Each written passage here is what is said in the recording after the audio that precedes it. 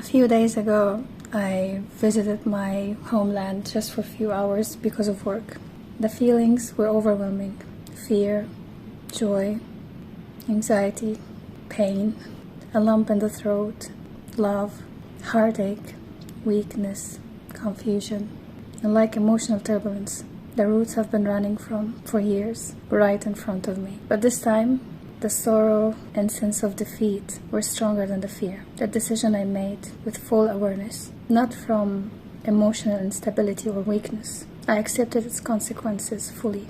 I'm not blaming anyone, neither myself. The most precious thing a person owns is their life. I choose to be a part of a society I was taught I never truly belonged to. The price I paid for living a normal life was distancing myself from the roots I came from. Isolation was never my choice. It was a natural result for repeating programming that told me, moment after moment, that the world is not safe. That belief eventually became the operating system of my body, mind, and my subconscious, the emotional and mental legacy I inherited. I've only recently begun to truly see it. And for a long time I resisted it, fearing that accepting it meant losing the only thing that I ever felt familiar, my roots. Now I'm giving myself space to absorb discoveries feeling like rain on my head, to rebuild what I thought I knew about life, to honor the wisdom behind the experience itself. I went through countless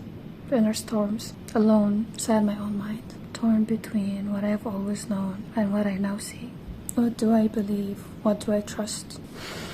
It was a never-ending war, from the tiniest details to the biggest questions. So I choose to learn again, to live among people, to dismantle the imaginary wall that I was raised behind, to unlearn the fear. The question, who am I, haunts me. Since the first day I arrived in this world, everyone around me wanted me to become who they needed me to be. My father, my mother, my sisters, my auntie, my grandma, my teacher at school, my friends, my neighbor. Each one had a version of me that suited them. And maybe that's normal. You want to live in an environment that you feel comfortable in. Some people, they just want to adjust this environment because they consider everything around them as resources. And we are actually resources for each other. But if we don't have the enough awareness, we start controlling each other instead of just letting go and understand and respect the differences and the different choices. But the deeper problem was,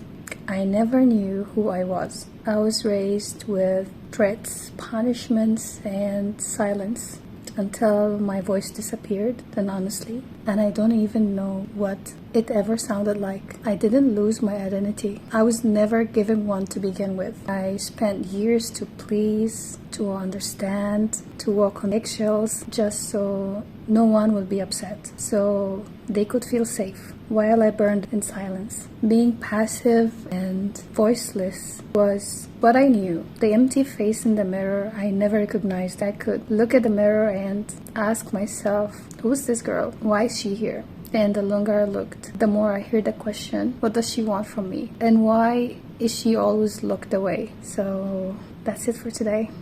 See ya.